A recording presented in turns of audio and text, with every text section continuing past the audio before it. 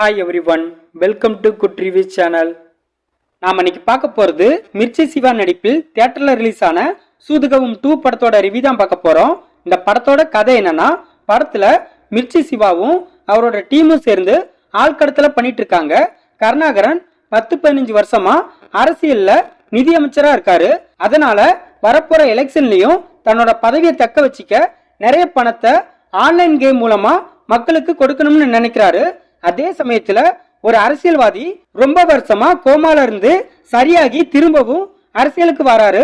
இவருக்கும் கருணாகரனுக்கும் ஏற்பட்ட பிரச்சனையால இந்த கட்சியை விட்டுட்டு வேற ஒரு கட்சியை ஆரம்பிக்கிறாரு. இந்த சமயத்துல சிவா கருணாகரனை கடத்த முயற்சி பண்றாரு. அப்பவும் போல கருணாகரனோட கட்சியில் நடக்கிற சில குழப்பத்தால அவரே வாண்டடா போய் சிவா கிட்ட மாட்டிக்கிறாரு. அந்த சூழ்நிலையில கருணாகரன் கட்சியில உள்ள எல்லாரும் வேற ஒரு கட்சிக்கு மாறிடுறாங்க. இதுக்கப்புறம் என்ன நடந்துச்சு, சிவா எதுக்காக கருணாகரனை கடத்தினாரு, கடைசியா ஆட்சியை கைப்பற்றினது யாரு, இதுதான் இந்த படத்தோட கதை. இந்த படத்தோட பிளஸ், படத்தோட ஹீரோவான சிவா எப்போதும் போல அவரோட நடிப்பை நல்லா வெளிப்படுத்திருக்காரு. கருணாகரனும் ஒரு பக்கா அரசியல்வாதியா சூப்பரா நடிச்சிருக்காரு.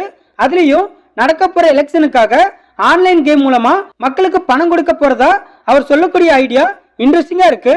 இது தவிர படத்தில் நடிச்ச எம்.எஸ். பாஸ்கர், ராதா ரவி எல்லாருமே அவங்களோட ரோலை நீட்டா பண்ணிருக்காங்க.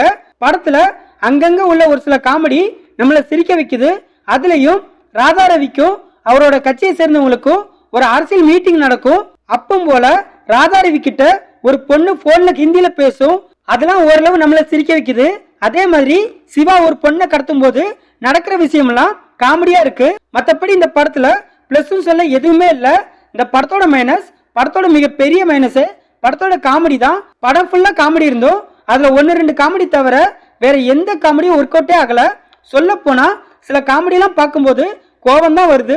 அதுலயும் மிர்ச்சி சிவா இல்லாத ஒரு பொண்ணை கற்பனை பண்ணிக்கிட்டு அந்த பொண்ணை கொஞ்சிட்டு குழாவிட்டு இருப்பாரு. அதெல்லாம் நம்மள ரொம்பவே கடுப்பேத்துது.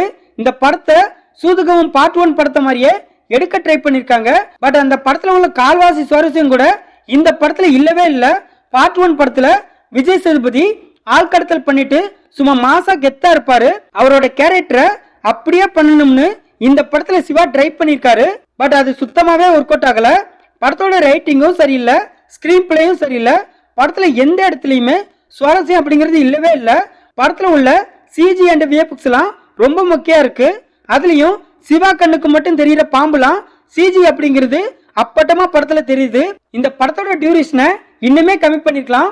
சூதுகவும் பார்ட் 1 படத்துல நடிச்ச மேக்ஸிமம் கேரக்டர்ஸ் இந்த படத்திலும் நடிச்சிருக்காங்க. பட் இந்த படம் அந்த படம் அளவுக்கு இருக்குமான்னு கேட்டா அது கண்டிப்பா மிகப்பெரிய கேள்விக்குறிதான். இந்த படத்தை எஸ்.ஜே. அர்ஜுன் டைரக்ட் பண்ணிருக்காரு. இந்த படத்துல மிர்ச்சி சிவா, ஹரிசா, எம்.எஸ். பாஸ்கர், ராதா ரவி இன்னும் பலர் இந்த படத்துல நடிச்சிருக்காங்க.